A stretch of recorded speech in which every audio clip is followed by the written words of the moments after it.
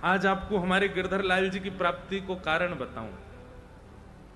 वैसे तो मैंने सुना ही है कई बार, लेकिन एक दो लोग मुझसे अभी भी पूछ रहे, बोले आपको लाल जी कैसे प्राप्त भय। यही गिरिराज जी की तलेटी में दंडवती परिक्रमा कर रहे, तो जो गोवर्धनवासी सांवरे पद है ये नाना जी ने मुझको प्रदान किया।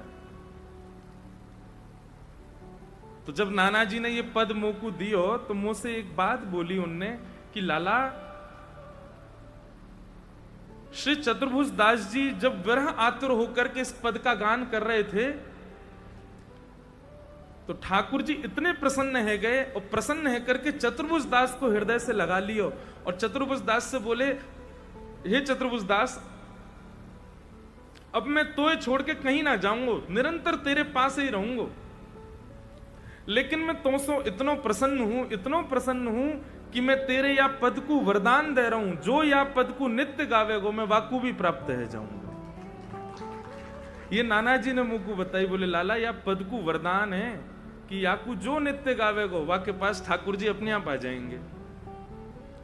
तब तो हमने बालकपन में ऐसी सोची कि नाना जी बोल गए, ठीक है जो होगी सो देखेंगे। लेकिन भैया जब गिरिराज जी की परिक्रमा लग रही, नाना जी तो लीला में प्रवेश कर गए ठाकुर जी में, यहां गिरिराज जी की परिक्रमा चल रही, और जब परिक्रमा चलती रोज पद तो बहुत सारे गाते लेकिन याकू जरूर गाते, गोवर्धन वासी सांवरे,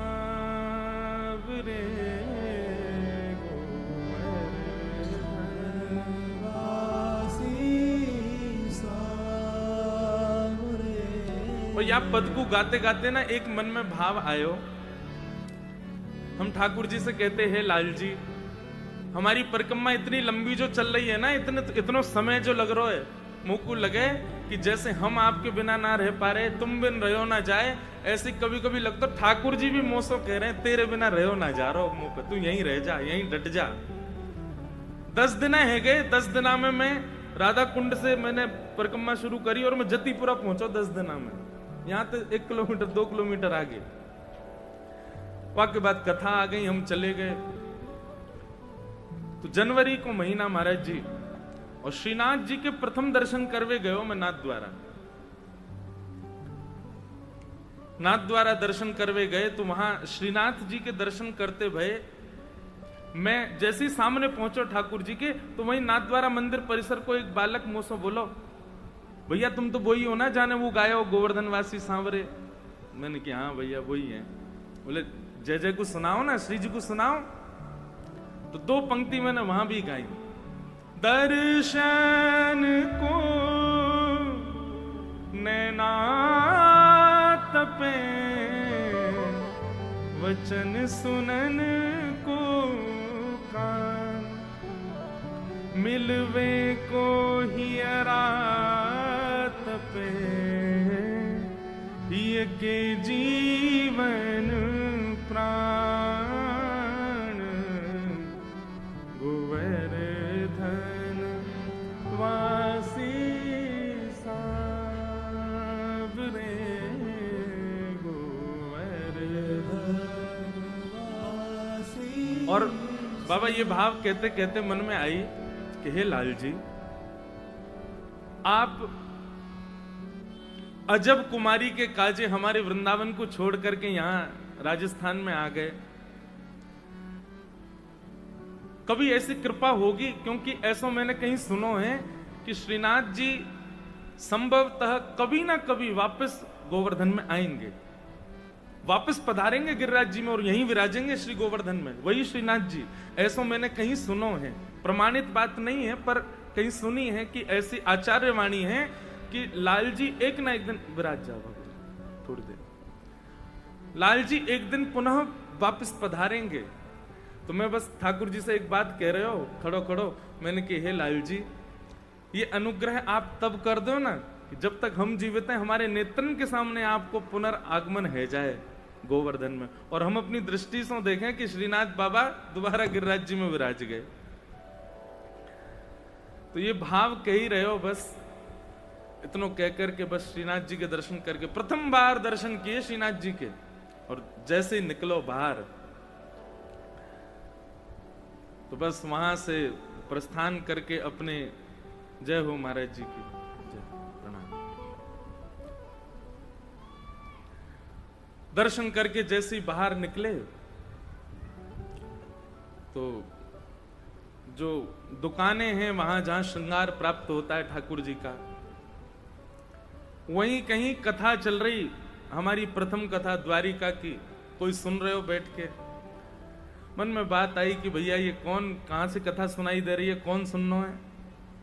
सुनते सुनते जैसे ही गए तो एक दुकान पर पहुंचे, वहां ठाकुर जी के स्वरूप बनाए जा रहे, सुंदर बड़े छोटे ठाकुर जी के सुंदर सुंदर स्वरूप, मूर्तिकार की दुकान। मैं जैसे ही वहां सामने जाके खड़ा हुआ तो वो, उनको हम मामा जी बोले, हमारे लाला के मामा जी हैं, तो मामा जी बोले अरे जय जय, आप पधारे, आपकी कथा ही सुन रहे हो मैं, अरे विराजो, बड़े प्रसन्न है गए, बैठायो।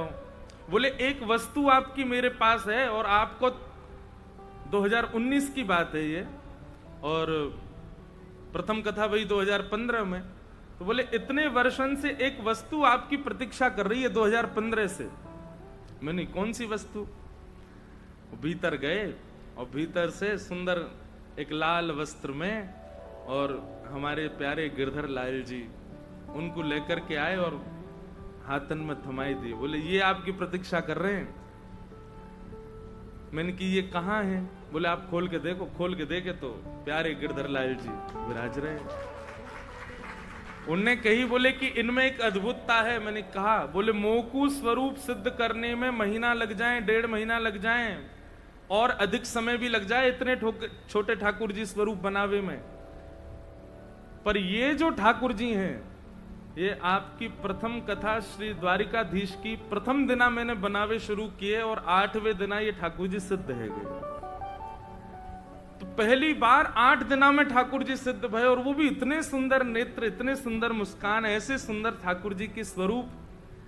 मैंने मन में विचार किया, ये ठाकुर जी तो इन व्यास जी के पास ही जाएंगे, ये तो इन्हीं के ही लाल जी हैं। अब मुझे तो भरोसा ही ना होवे, वो जो जो बात कहे मैं तो भाव में आता जाऊं। मैंने कि भैया मुंह पर श्रृंगार वंगार कछू ना आवे। बोले नहीं, अब ये सिखा देंगे, इनको ले जाओ आप। और तब उसी पद की कृपा से श्री गिरधर लाल जी दास के पास पधारे,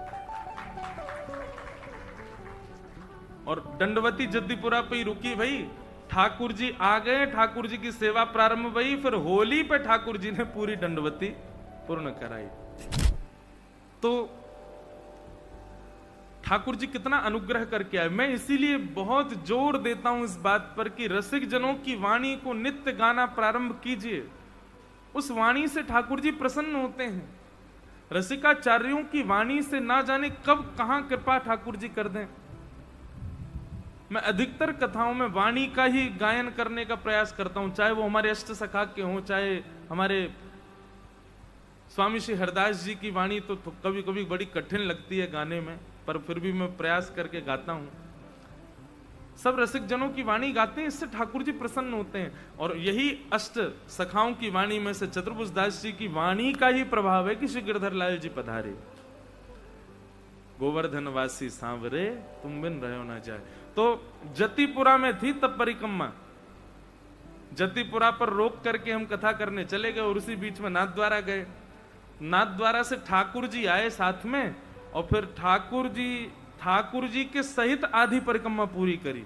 जो परिक्रमा रह गई जतिपुरा से राधा कुंड तक, मानो ऐसा लग रहा हो कि ठाकुर जी ही आए हैं कि चल अब तेरी परिक्रमा अधूरी रह गई, मैं करवाए दूंगा तू। ऐसे लाल जी तब से विराज रहे हैं। नहीं तो हम तो रामानुज संप्रदाय के, हमारे यहाँ तो ठाकुर जी के चतुर्भुज रूप की उपासना है।